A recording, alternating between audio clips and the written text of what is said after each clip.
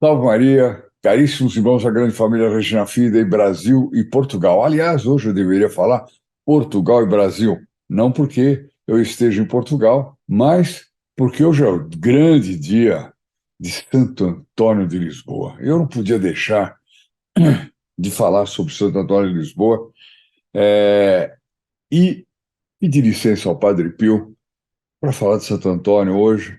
E eu tenho certeza que ele deve ter ficado muito feliz. Salve Maria, meu nome é Odair Gutierrez e este é o programa Padre Pio Especial.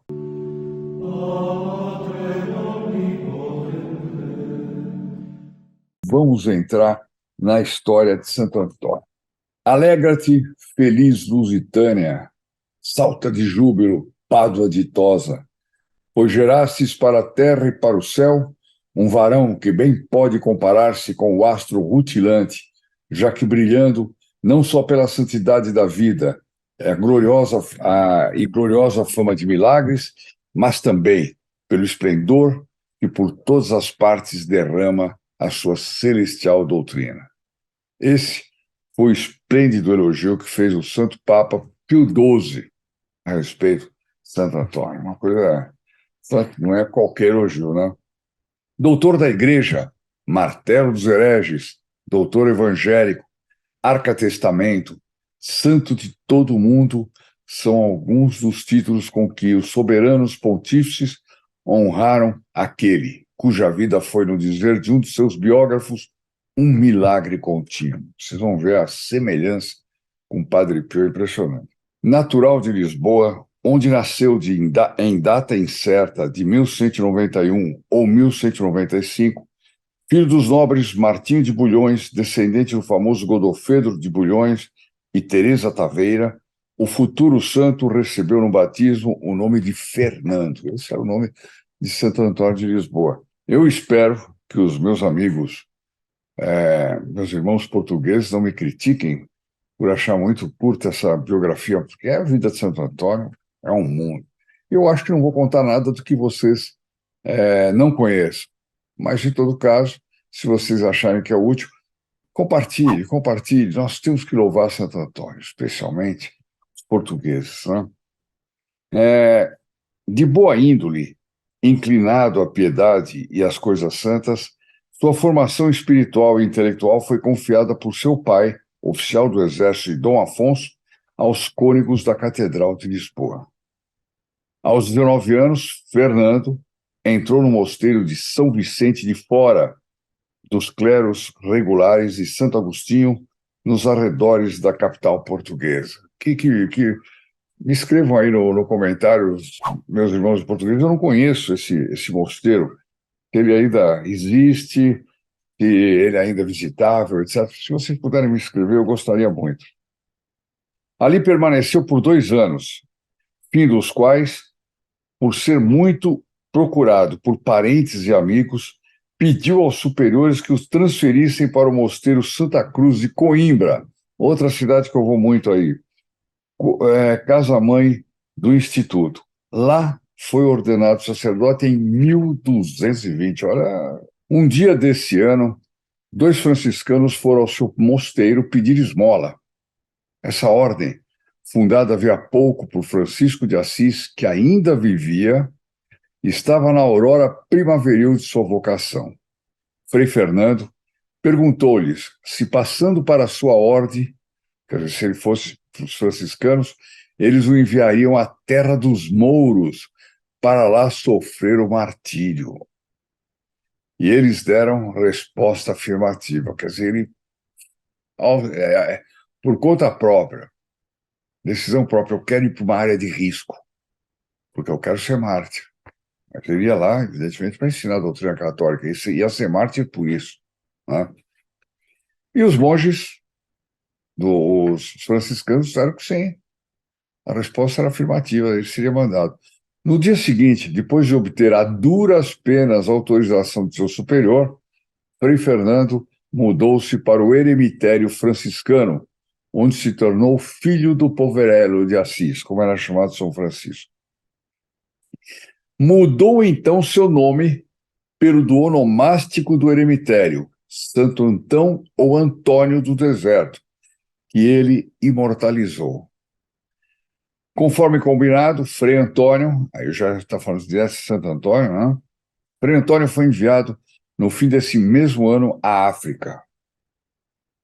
Entretanto, não estava nos planos da providência que ele ilustrasse a igreja como mártir, mas com suas pregações e santa vida, né? Que é muito mais difícil, né?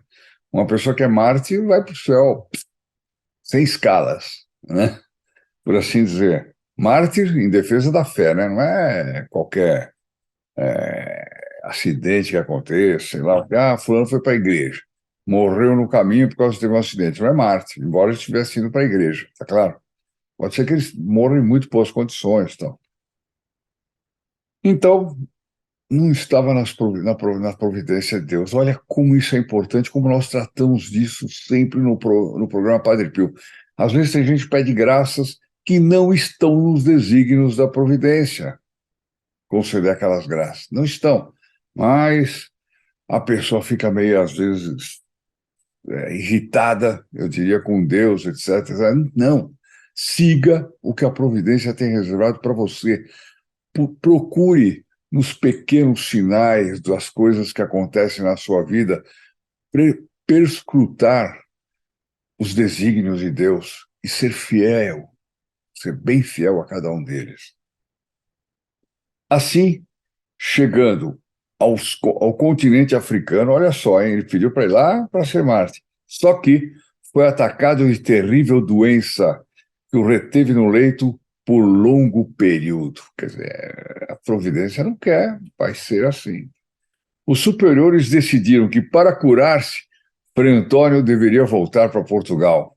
Então, não era o que ele queria, não era o que Deus queria. Essa que é a verdade. A mão da providência, no entanto, desejava-o em outro campo de luta.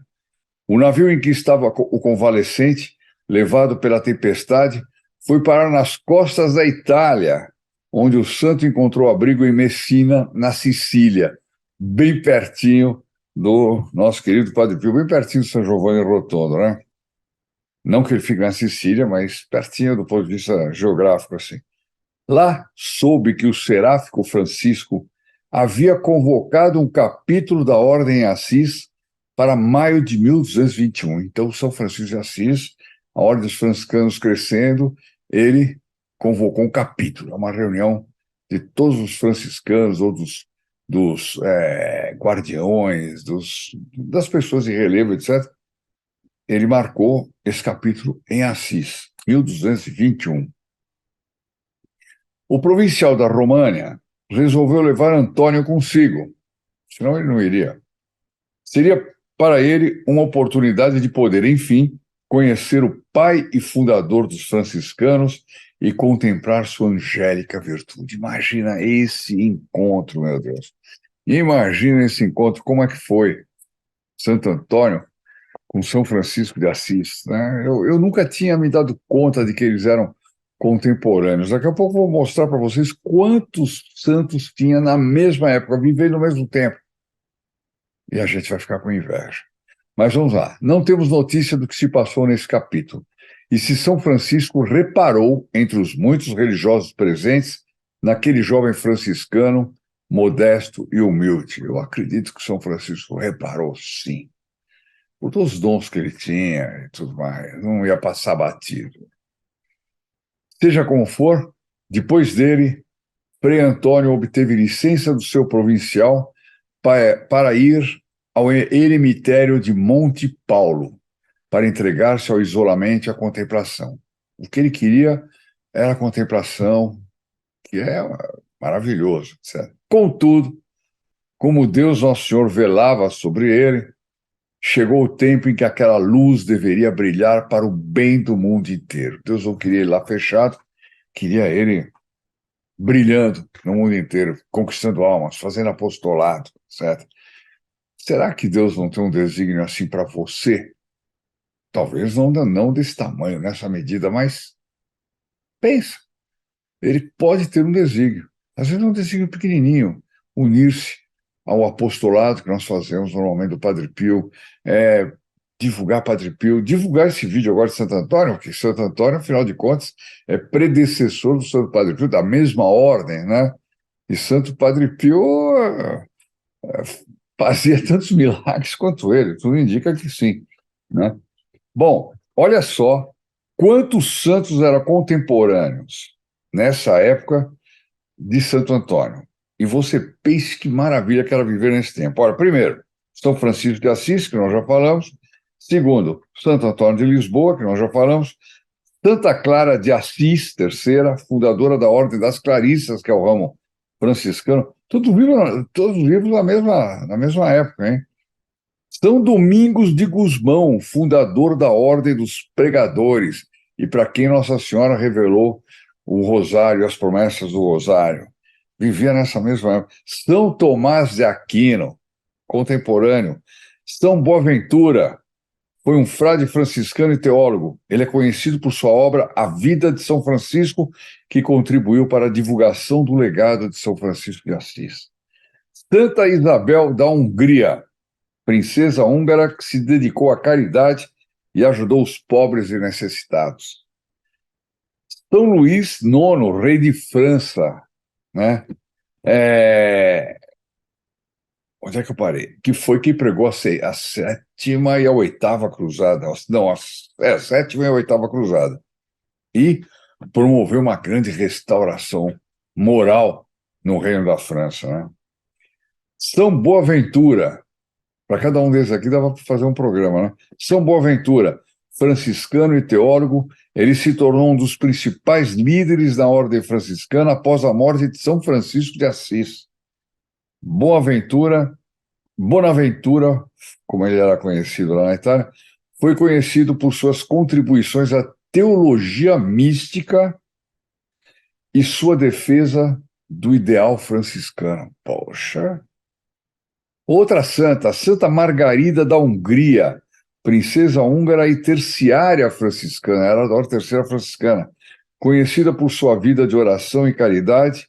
Ela se dedicou a ajudar os doentes e necessitados, seguindo os ensinamentos de São Francisco.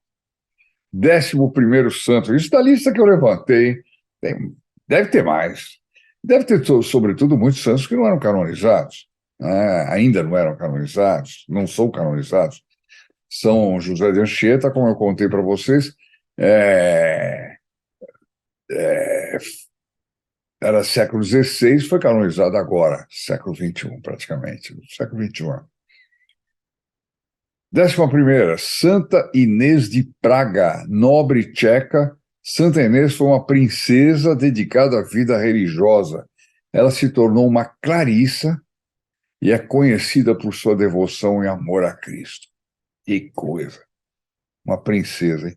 Santa Rosa de Viterbo, era da Ordem Terceira de São Francisco, todos eles contemporâneos de Santo Antônio, hein?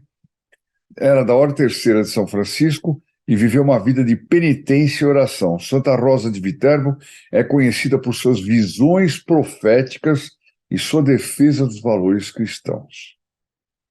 São Simão Stock, ele foi um eremita carmelita que se tornou um dos primeiros membros da Ordem do Carmo e a devoção do escapulário marrom, a famosa devoção que Nossa Senhora deu para ele, né? Todos contemporâneos. Que mundo era esse? Que mundo era esse? Ai, ai, ai. Será que a gente consegue fazer uma lista dessas do século XXI, hein? Sei não, é complicado. 14º, São Pedro Nolasco, fundador da Ordem de Nossa Senhora das Mercês. Ele dedicou sua vida a resgatar cristãos que eram prisioneiros dos mouros durante as cruzadas, muitas vezes trocando com o cristão que ia ser morto, etc., para morrer no lugar dele. A ordem dele fazia isso. 15º, Santa Catarina de Alexandria. Ela foi uma mártir cristã que defendeu sua fé e converteu muitas pessoas ao cristianismo. E a última que eu tenho aqui, que eu levantei, 16, Santa Ângela de Foligno, mística franciscana, conhecida por sua busca pela união com Deus e pela renovação espiritual.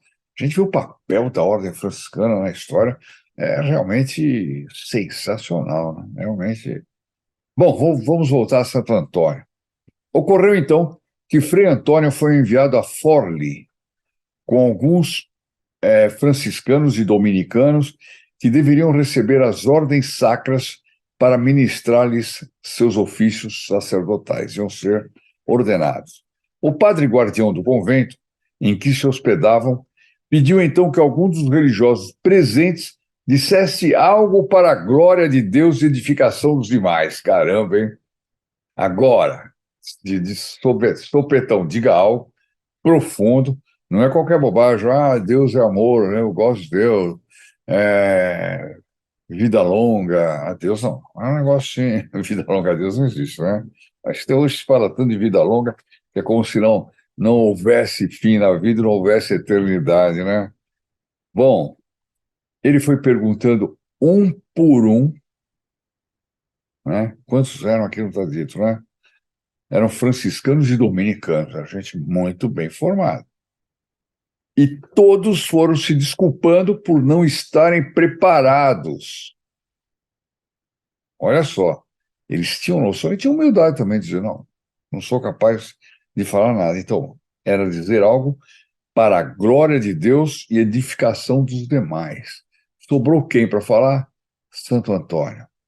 E Santo Antônio, sem muita convicção, a falta do outro, a falta de outro, o superior não acreditava que ia sair nada, né? Bom, mas não tem outro, sobrou ele aí.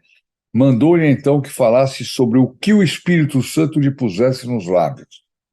Frei Antônio, compelido pela obediência, começou então a falar, primeiro lenta e timidamente, mas logo foi tomado de fervor e começou a explicar os mais ocultos sentidos da Sagrada Escritura e com tão profunda erudição e sublime doutrina que surpreendeu a todos. Santo não faz propaganda de si mesmo, é isso que. Então, lembra que eu contei para você de Santa Teresinha? Ninguém achava que ela era santa.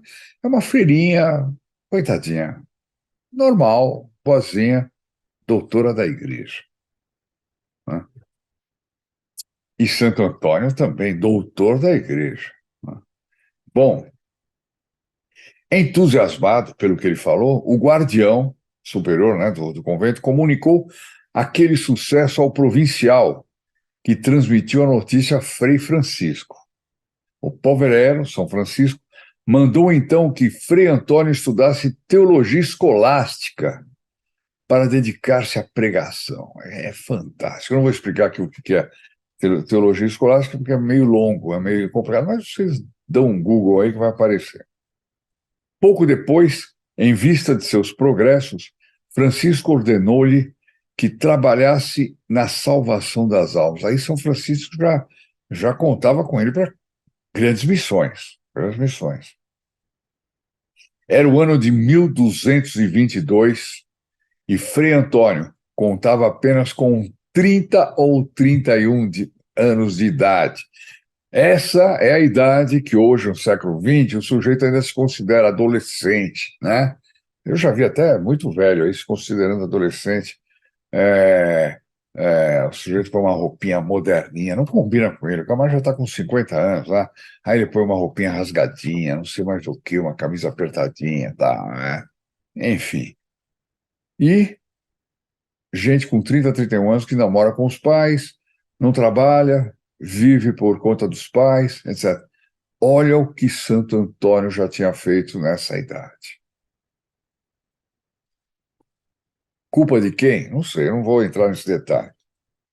Um seu biógrafo fala do efeito da pregação do santo. Olha só, aspas, quando ele fulminava os vícios e contra as heresias, das quais o mundo estava extremamente infectado, era como uma torrente de fogo que revira tudo e a qual ninguém pode resistir. Olha só como. Por isso que ele era chamado martelo dos hereges. Pegava pesado. Frequentemente, se bem que falasse uma só língua, olha que interessante, era entendido por pessoas de toda espécie de países. Quer dizer, ele continuava falando português. Era português, mas ele era entendido. Cada um entendia na sua língua, algo do que aconteceu em Pentecostes, né, com os apóstolos. E é o que aconteceu também com o Padre Pio, porque o Padre Pio ouvia confissões em todas as línguas, ele dava conselho, provavelmente o que estava se confessando recebia os conselhos. Teve uma vez só que eu li uma história que o Padre Pio disse: olha, procura um padre francês, eu creio, porque eu não falo a sua língua. É uma coisa meio misteriosa, né? Mas, enfim, Deus faz como ele quer. Às vezes ele dá o dom, às vezes ele suspende o dom também, né? Então, era entendido por pessoas de toda espécie de país. Daí o seu sucesso extraordinário, tanto na Itália quanto na França. As multidões acorriam e até os comerciantes fechavam suas lojas para irem ouvi-lo. A cidade e toda a redondeza literalmente paravam. Sendo pequenas as igrejas para tanta gente, às vezes chegava a juntar-se 30.000 pessoas num só sermão. É um estádio do Maracanã, não sei o estádio do Dragão aí, quem é do Porto, não sei quantas pessoas cabem lá, né? E, é, mas eu acho que dá isso aqui, viu? É encher um estádio. Ele falava nas praças públicas. Não tinha espaço para ele falar, tinha que ser, o teto tinha que ser o céu. Quando terminava, era necessário que alguns homens valentes e robustos o levantassem e protegessem das pessoas que vinham beijar-lhe a mão e tentar pegar algo da sua roupa como relíquia. Ah, meu Deus, Padre Pio também tinha isso. Tinha isso. O pessoal queria qualquer coisa, até que os monges começaram a tomar cuidado, porque tinha gente que cortava a barra do hábito dele, né? Era uma coisa tremenda. E aí a gente vê Santo Antônio também. Até Padre Pio tem uma história de que as pessoas, para terem relíquias dele, sabiam que ele gostava muito de uma pastilha que vendia numa latinha, né? Eu até perdi o nome, mas é uma pastilha que, inclusive, eu conheci, eu sou velho para. Bom, então ele abriu a pastilha porque ele mexia nas pastilhas assim para pegar uma pastilha para ele e toda a latinha virava relíquia, né? A esse ponto. Mas a gente vê como a santidade atrai, a santidade comove, emociona, arrasta, dá exemplo. É um negócio fantástico, né? A gente não precisaria de quase nada se nós fôssemos santos, né? Mas não somos. Daí seu sucesso extraordinário, tanto na Itália quanto na França. Ai, já li.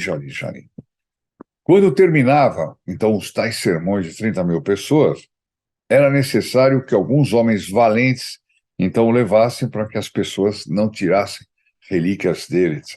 Um dos milagres mais conhecidos de Santo Antônio é a sua pregação aos peixes.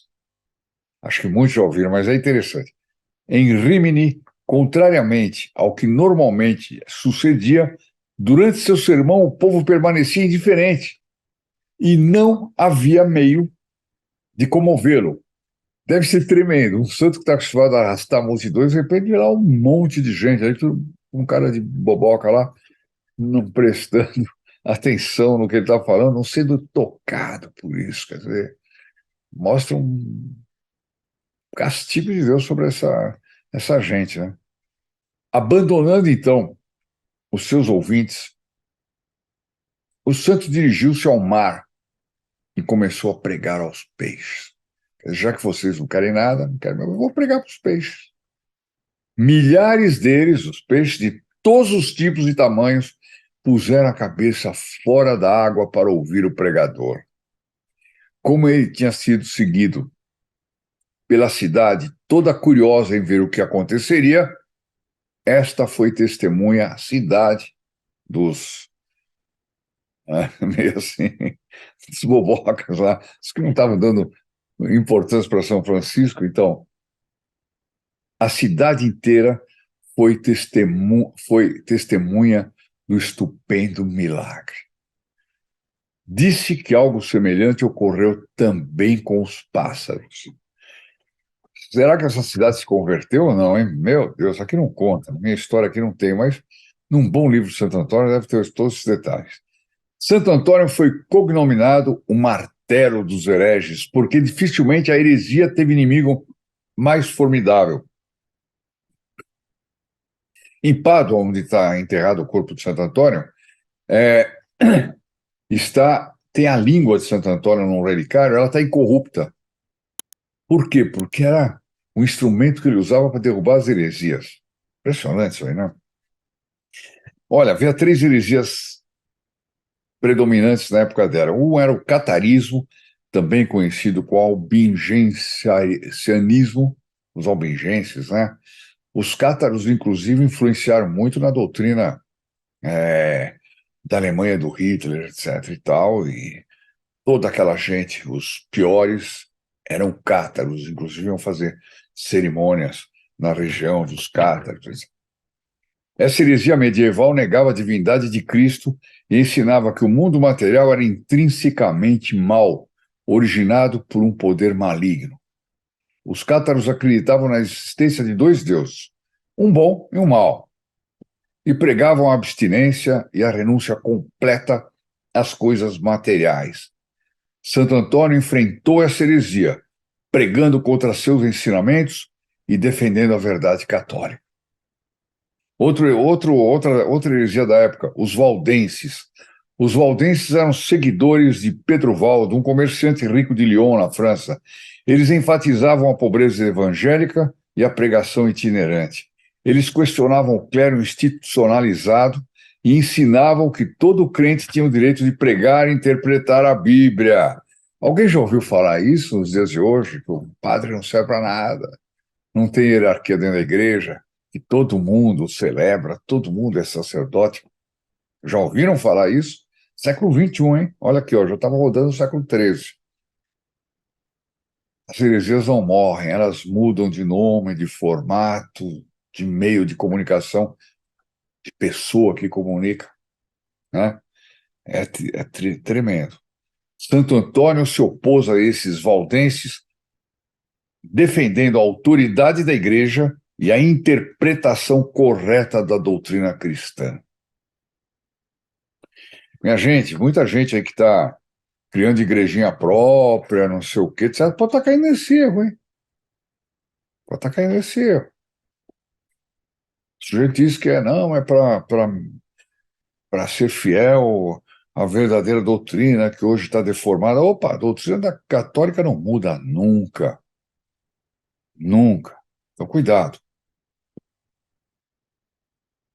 Outra heresia, o arianismo, né?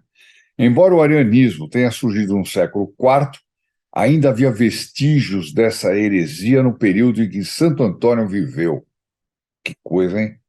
O arianismo pregava a divindade de Jesus Cristo, ensinando que ele era uma criatura criada. Não, perdão. Negava a divindade de Cristo, ensinando que ele era uma criatura criada por Deus, mas ele não era consubstancial ao Pai.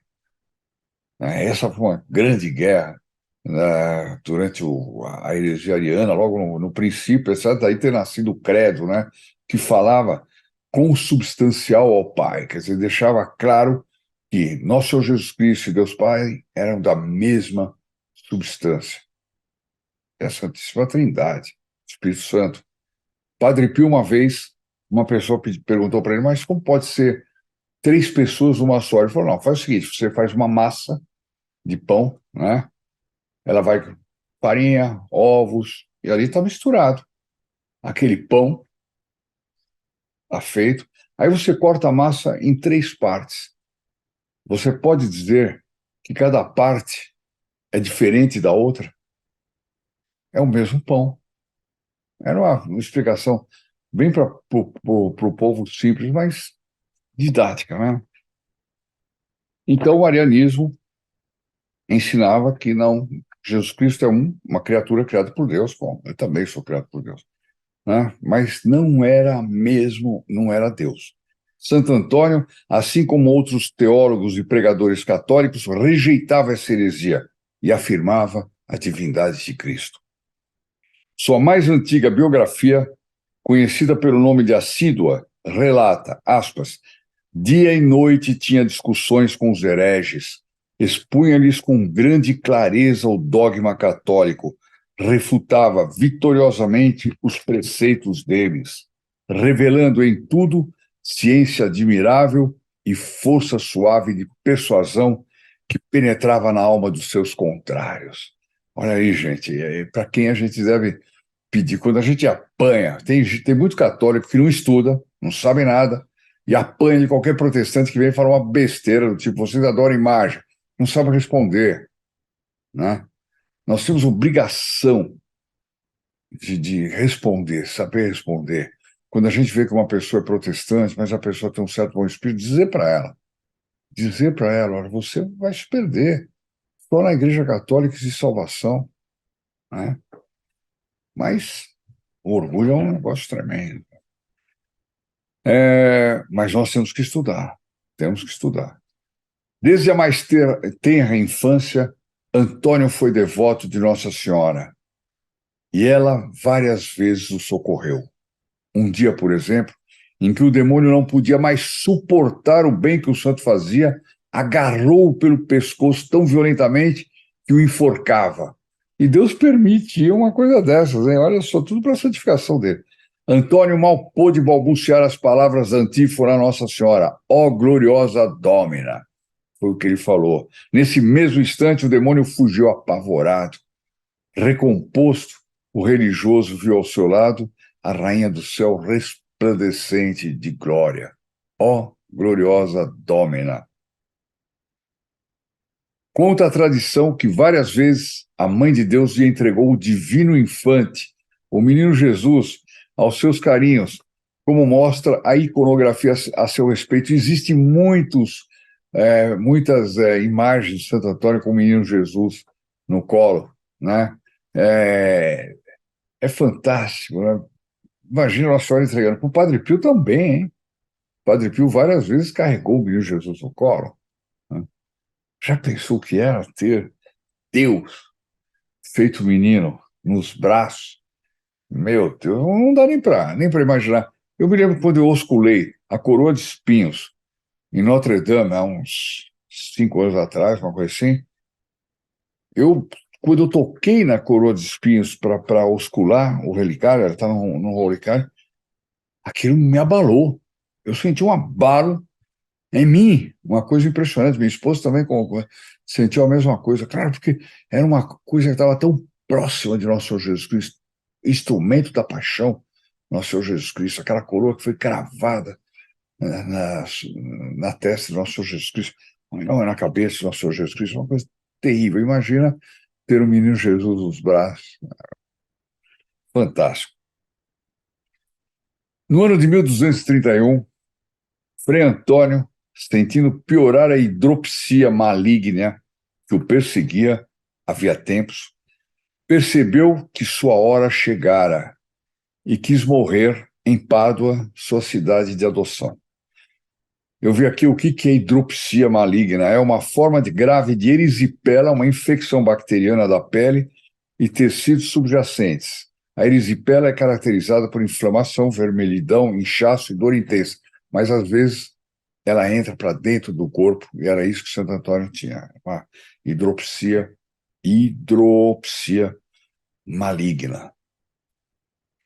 Quando o povo paduano ouviu dizer que ele estava chegando, acorreu em tal quantidade que os frades que o acompanhavam para livrá-lo do assédio resolveram levá-lo para a casa do capelão das freiras clarissas, fora da cidade, onde ele faleceu com apenas 40 anos de idade. 40. Quantos de nós estão chegando aos 70, aos 80?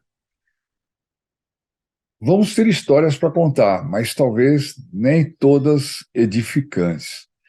Então não interessa a idade que você está agora. Diga sim agora. Mudou. Vou mudar.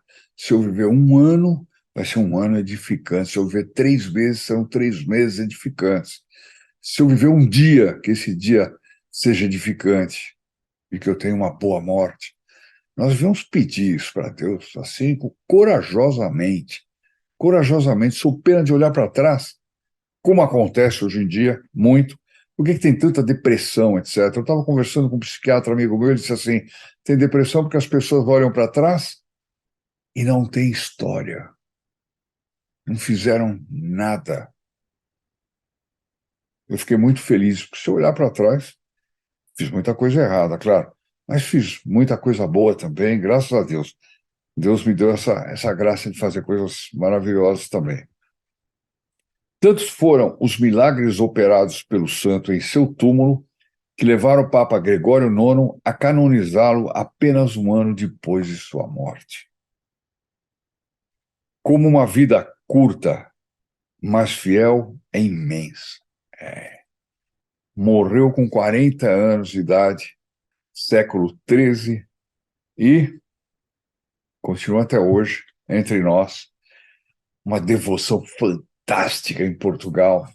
Que pena que eu não vou poder estar no dia de hoje em Portugal, porque a festa é maravilhosa. Bom, tá aí a história de Santo Antônio, hoje no dia de Santo Antônio, uma história magnífica. Se você ainda não está inscrito no canal Regina Fide, inscreva-se, porque nós temos um outro Santo Antônio do qual nós falamos praticamente o tempo todo, que é São Pio de Pietrelcina. Você vai conhecer histórias incríveis de São Pio de Pietrelcina. Ele quase que resumia, ele unia Santo Antônio com São Francisco, né? Porque São Francisco tinha chagas, Santo Antônio não tinha chagas. Padre Pio tinha chagas e todos esses outros carismas de Santo Antônio. É impressionante como é que Deus colocou tanto dom e tanto carisma num homem só, né? Ele sabe, este mundo precisa do Padre Pio. Nunca precisou tanto. Inscreva-se no nosso canal, dá seu like, compartilhe este vídeo, outro vídeo do Padre Pio, e você terá seu nome incluído na missa da próxima quinta-feira, tá bom? Então, façam isso, façam esse apostolado, deixe seu like. Aqueles que quiserem ajudar o nosso canal, está aqui, aliás, está aqui ou aqui, não sei, o Pix para que a gente possa tocar esse apostolado para frente. Né? Já passou muito dos 40 anos que viveu Santo Antônio, né? Nós precisamos fazer render o resto de vida que temos pela frente, e eu conto com todos vocês. Salve Maria, queridos irmãos da grande família Regina Fide, Portugal e Brasil. Vamos agora rezar a nossa Ave Maria por todos que assistiram esse vídeo, por todos os membros do canal, e, no final, finalizar com a bênção do nosso querido Padre Pio. Em nome do Pai, do Filho e do Espírito Santo. Amém. Ave Maria, cheia de graça, o Senhor é convosco. Bendita sois vós entre as mulheres, e bendito é o fruto de vosso ventre, Jesus. Santa Maria, Mãe de Deus, rogai por nós, os pecadores, agora e na hora de nossa morte. Amém. Em nome do Padre, do Filho e do Espírito Santo, così sia. Saudade Jesus Maria e boa jornada. Em um mundo onde a fé é testada a cada dia, há aqueles que se levantam para espalhar a luz da esperança e da proteção. Hoje, você é convidado a se juntar a esta missão sagrada como um dos filhos protegidos do Padre Pio. Imagine testemunhar um milagre tão maravilhoso que só pode ser atribuído à intervenção divina do Padre Pio. Esta é apenas uma amostra do poder que você pode ajudar a espalhar. Com uma doação mensal de apenas R$30, equivalente a R$1 por dia, você se torna uma fonte de bênçãos para aqueles que mais precisam. Sua contribuição lhe favorece com mais de 130 missas anuais, incluindo o envio de seu nome para o Santuário do Padre Pio, junto ao seu corpo incorrupto, em São Giovanni Rotondo. Seu nome será levado até lá e será colocado sob o corpo incorrupto do Padre Pio, onde será abençoado pela proximidade do grande santo. Mas há uma urgência em agir agora. Não deixe que as forças contrárias à luz o impeçam de receber essas bênçãos. Faça sua doação agora e abra as portas para um fluxo contínuo de graças e proteção. Cada centavo investido será como uma prece pedindo ao Padre Pio que coloque você, sua vida e seus entes queridos sob sua intercessão. Não perca esta oportunidade de fazer parte de algo verdadeiramente extraordinário. Clique no link abaixo e faça sua inscrição agora mesmo. Juntos, podemos espalhar bênçãos e proteção a todos que buscam ajuda e proteção espiritual. Junte-se a nós nesta família de fé e transformação. Agradeço desde já por sua generosidade e confiança.